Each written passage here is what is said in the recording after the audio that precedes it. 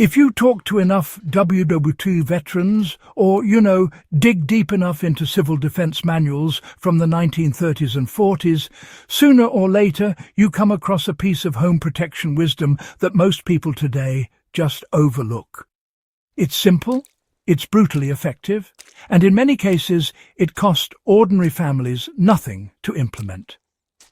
Before we get into it, let's start where many WWII stories start, with normal people forced to think like soldiers, improvising with what they had, because no government, no military, and no emergency service could guarantee safety on demand.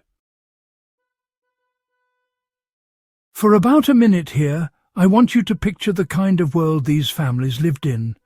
Air raid sirens, blackout curtains, rationing, and a constant awareness that the front line could move overnight. The threat wasn't just bombs or artillery. Looting, break-ins, deserters, enemy infiltrators, and plain opportunists were real problems. And these civilians, often with no firearms and no guards, had to defend their homes using methods that are still relevant today and still capable of stopping an intruder in their tracks, Once you understand this context, the forgotten defense method we're discussing becomes even more impressive. It's not high-tech, it's not glamorous, and it never appears in Hollywood. But WWII families from Britain to Eastern Europe to the Pacific Islands relied on it because it worked. And modern preppers can still use it without spending a fortune or turning their home into a fortress. So let's break it down in detail and walk through not just the history, but how you can apply the same principles effectively right now. The method relied on layered denial zones instead of a single barrier. When you study civilian defense manuals from WWII, one concept appears again and again: denying movement.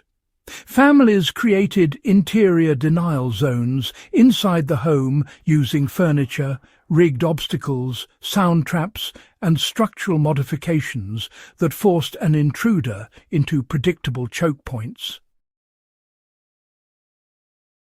This was not the Hollywood idea of booby traps.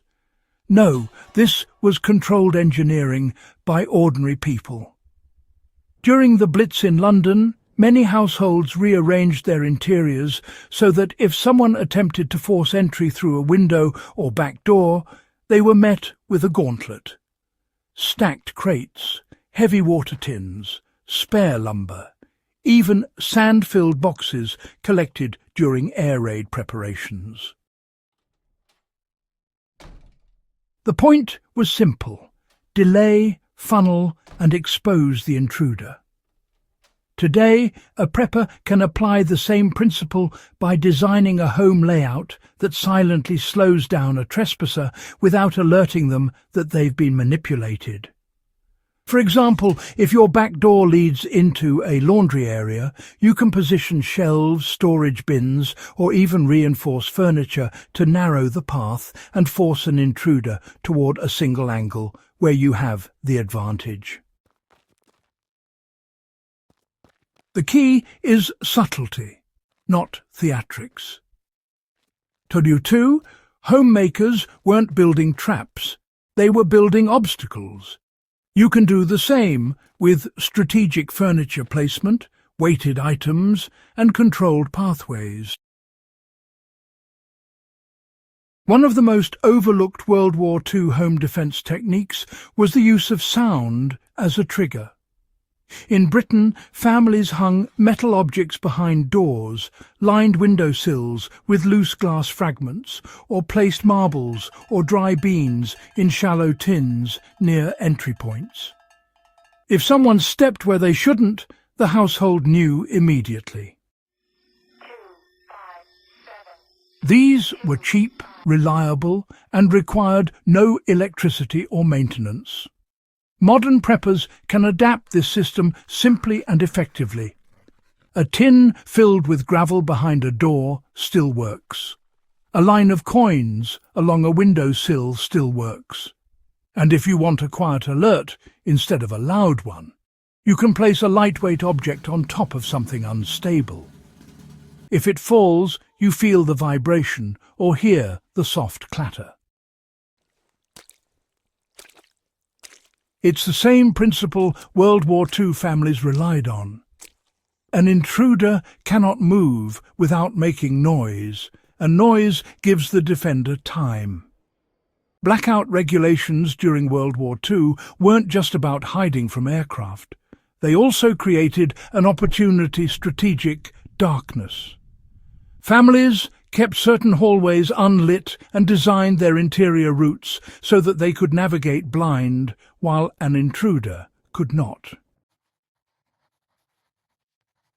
Some folks used chalk marks on their walls, others memorized the patterns on their floors, and, well, there were those who trained themselves to walk through their homes without relying on sight at all. You can actually replicate this by really getting to know your home in the dark, understanding exactly where things are, where obstacles might trip you up, and, even keeping certain areas purposefully dim at night. If an intruder steps into a dark zone and you remain in a lit zone behind them, the advantage is entirely yours. This technique is as old as warfare itself, but, WWII home defense manuals really perfected it for civilian use. One powerful method widely discussed in British and Polish wartime guides was reinforcing a single chosen choke point, usually a hallway or landing, so the family had a defensible fallback position if someone breached the exterior. People used sandbags, stacked coal sacks, water barrels, or even thick books to strengthen that point. It wasn't about building a bunker. It was about ensuring that if all else failed, the family had one secure location from which they could hold or escape. To use this today, you would want to choose one interior area that is narrow and easy to defend. Reinforce it with dense objects like bookshelves anchored to the wall or filled water containers hidden behind furniture. This buys you time and control in the worst-case scenario. The most important theme running through all of these WWII techniques is practicality. Ordinary people with limited resources created systems that stalled intruders, alerted them early, and gave them advantages even without weapons or formal training. These methods still work today because they rely on human behavior physics and spatial awareness, things that haven't changed. If you found this guide valuable and want more historical survival methods backed by real wartime experience, make sure you subscribe to the Prepper Historian and share this video with fellow enthusiasts. The past still has lessons worth learning, and together we keep them alive.